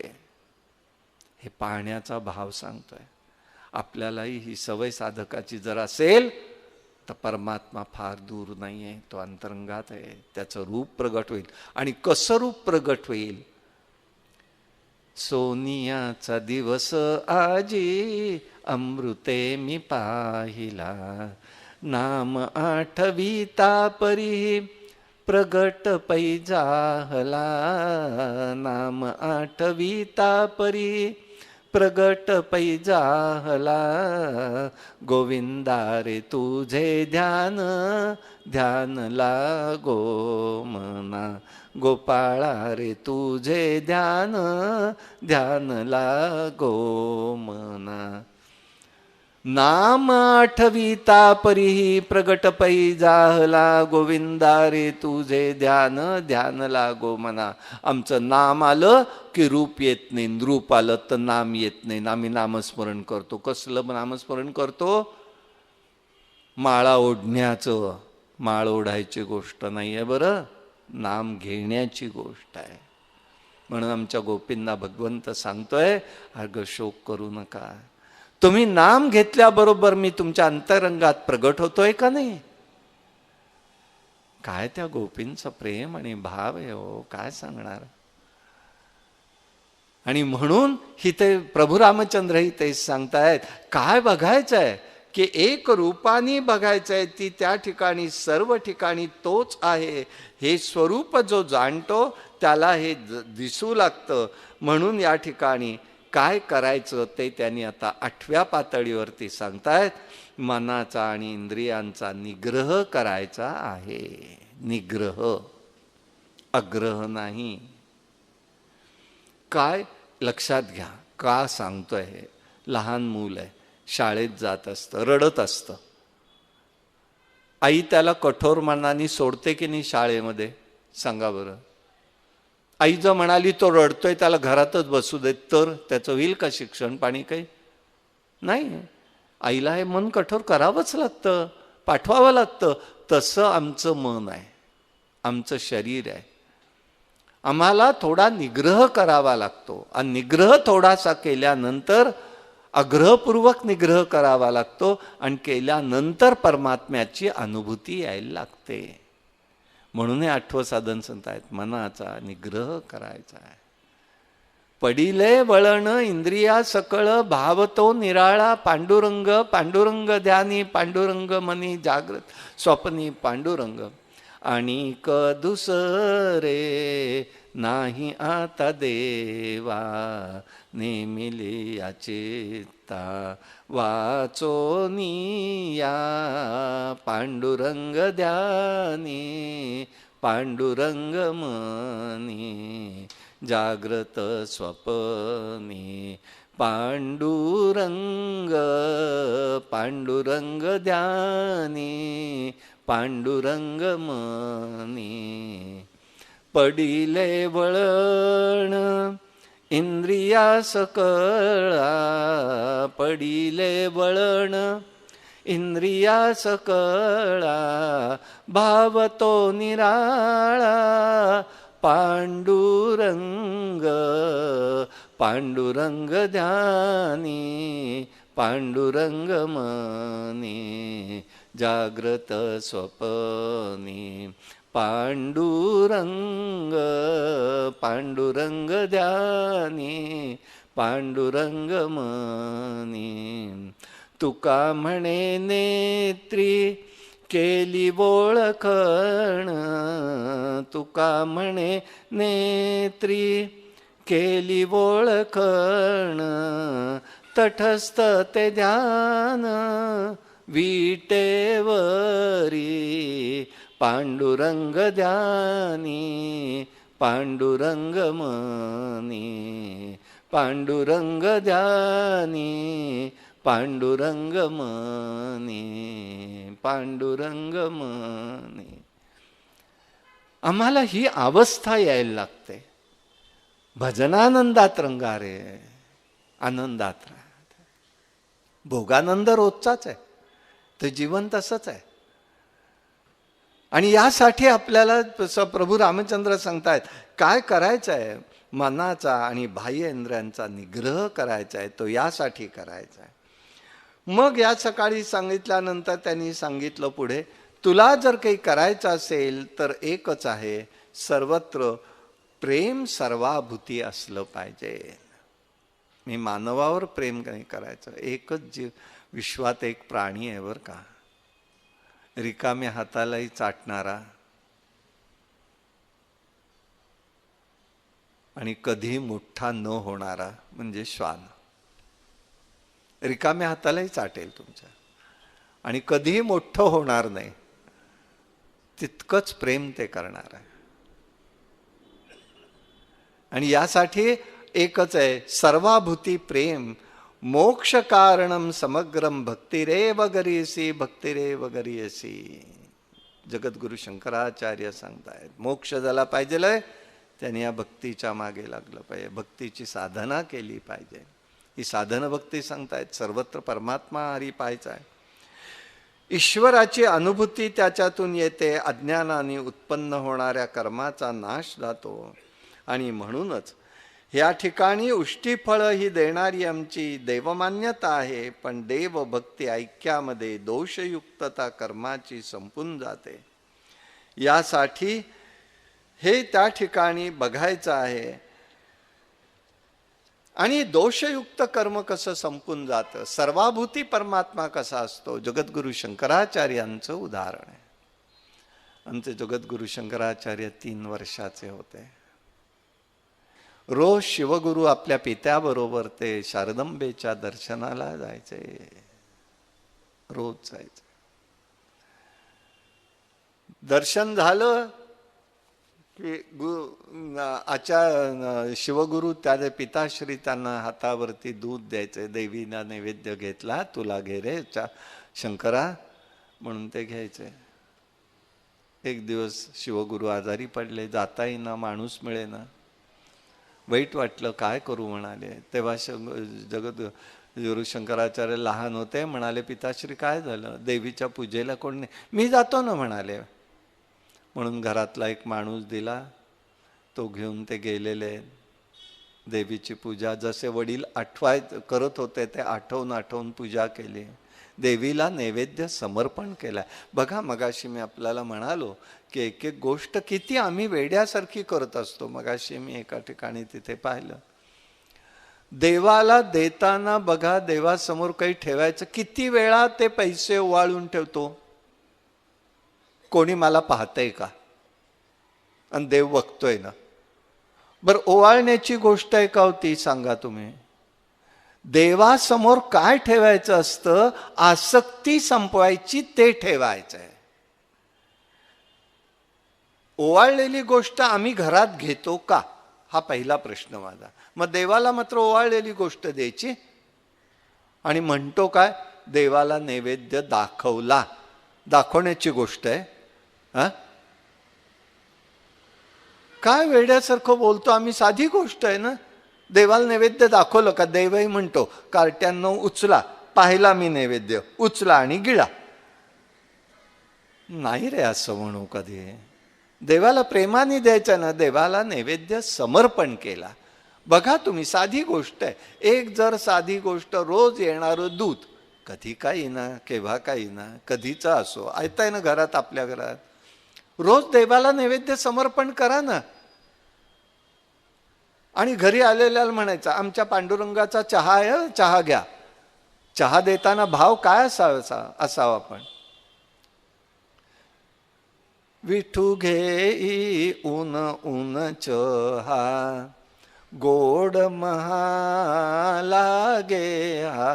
विठू घेई ऊन ऊन चहा, तनुरूप ममता वारी, घालोनी षडरी पासून वारी, दल आणित मोदे गे हा. विठू घेई ऊन ऊन चहा, क्रोधाग्नी प्रज्वल बहुत, काम सरपण सारी त्यात, शांती पात्र ठेवित दहा.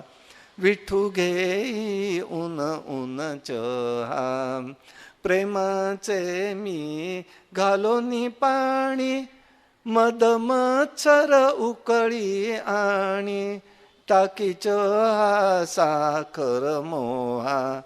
विठू घेई ऊन ऊन चहा, अहंकार घालोनी दूध, गाळणी गाळी सद्बोध, आणि लामी प्रभुजी चहा. विठू घेई ऊन ऊन चहा. विठू जरी नेशी तव पद कमला, मोद अतिशय हो हृदयाला. होता शंकर सुत तव चहा, विठू घेई ऊन ऊन चहा. गोड महा लागे हा, विठू घेई ऊन ऊन चहा. द्या बरं चहा पांडुरंगाला. नको म्हणणारे का होतो. आणि येणाऱ्याला म्हणालात आमच्या पांडुरंगाचा नैवेद्य घेऊन जा. जाईल का बिशाद एक पाऊल पुढे टाकून कोणी. कारण मनापासून द्यायचं झालं ना की त्याला प्रसाद होतो. प्रतिसाद ज्याचा असतो तो प्रसाद असतो. आम्ही प्रतिसाद भगवंताचा पाहत नाही, प्रसाद पाहतो. द्यावे धोन या ताट हे म्हणतो. प्रसाद म्हणजे काय आहे. प्रतिसाद आहे भगवंताचा. ही जाणीव पाहिजे. म्हणून तो असं आहे. नववं स्वरूप आपण बघितलं. ही ईश्वरानुभूती आहे. आणि इकडे मग आचार्यांनी केलं. आचार्य तिथे बसले, देवीला नैवेद्य समर्पण केला आणि बसले. काहीच प्रतिसाद नाही. रडायला लागले. जगदंबेला शारदंबेच्या मनामध्ये आलं की अरे हा रडतोय का बाळ. सौंदर्य लहरीच्या 19 श्लोकामध्ये ह्याचं वर्णन आलेलं आहे, 88व्या श्लोकामध्ये. आणि त्यावेळेला जगदंबा त्यातून ज्योतिष स्वरूपाने प्रगट झाले. मातेचं रूप घेतलं. का रे बाळा रडतो शंकरा. काही नाही, रोज गुरुजी सांगतात मला, माझे गुरु पिताश्री, की तू नैवेद्य घेतलास. आज नैवेद्य न्यायला मी पूजेला आलो म्हणून नैवेद्य न्यायला तू आली नाहीस, तेव्हा तू नैवेद्य घे. शारदांबेनी ते नैवेद्य घेतला आणि सगळी वाटी प्याली आणि ठेवली आणि त्या मूर्तीत परत लुप्त झाल्या. पुन्हा त्यांनी बघितलं आणि रडायला सुरुवात झाली. परत त्या प्रगट झाल्या. म्हणाल्या का रे रडतोस आता. काय करू म्हणाले. तुम्ही सगळं दूध प्यालत, मला कोणी नैवेद्य द्यायचा. मग त्यावेळेला त्यांनी तिला शारदंबेने त्यांना आपल्या पदराखाली घेतलं. आणि त्याच वेळेला आचार्य म्हणाले जे सगळं ज्ञान प्रगट झालेलं आहे ते माझं काही नाही, माझ्या मातेने दिलेल्या दुधाचं ज्ञान हे आहे. हे वैशिष्ट्य आहे, लक्षात घ्या. म्हणून भगवंताचं प्रेम कसं निर्माण होईल या 9 गोष्टींच्या आधाराने प्रभू रामचंद्रांनी हे सगळं सांगितलं. आणि याच माध्यमातनं जर आपण गेलो तर आपली भक्ती ही परिपूर्ण होऊ शकते, परिपूर्ण होईल आणि भगवंतापर्यंत जाता येईल. म्हणून हा संवाद भक्तीचा संवाद म्हणून तो आहे. आणि यासाठी एकच आस असली पाहिजे आणि ते म्हणजे एक आहे, प्रेमानेच ईश्वर स्वरूपाची अनुभूती मनाच्या ठिकाणी येते. म्हणून भक्ती हे मोक्षाचं साधन आहे, भक्ती ही कामधेनू स्वरूप आहे असा विचार त्यांनी त्या ठिकाणी सांगितलेला आहे. आणि याच ठिकाणी वाचे राघव नाम सतत जपे ते ध्यान ही अंतरी, वांछी दर्शन लाभ होई कधी शोधी अरण्यांतरी. अशा प्रकारची ही दासी शबरी भक्तीचे अधिकारी होती आणि तिला हे सगळं स्वरूप प्राप्त झालं. प्रभूचं स्मरण, प्रभूचं रूपच तिला प्राप्त झालं आणि तिने पुढला सगळा मार्ग त्याला सांगितला आणि त्याप्रमाणे ती पूर्णपणे भगवंताच्या रूपामध्ये लीन झालेली आहे. भगवंताच्या रूपात आपण लीन होणं हेच आपल्या जीवनाचं इतिश्री किंवा सार्थकता असते, हे लक्षात घ्यायचं आहे. असंच भगवंताविषयीचं प्रेम, भगवंताचं प्रेम प्रभू रामचंद्रांनी सांगितलेल्या मार्गाने आपल्या सर्वांना प्राप्त हो ही प्रार्थना करतो प्रभू रामचंद्राचरणी. आणि हा विषय संपवतो. आपल्या इथल्या असलेल्या गजानन महाराजांच्या संस्थेने मला बोलवलं आणि आपल्याशी संवाद करता आला, याचा मला खूप आनंद वाटतो. आपल्या ऋणातच राहावं असं माझी धारणा आहे. आणि हे प्रेम आपल्या सर्वांना प्राप्त होईल. पुन्हा प्रभूचरणी माऊलींच्या चरणी प्रार्थना करून हा विषय संपवतो. कायेन वाचा मनसेंद्रिये वा बुद्ध्यात्मना वा प्रकृती स्वभावात करोमि यद्यं सकलं परस्मै नारायणाय समर्पयामि. हरि ओम तत्सत.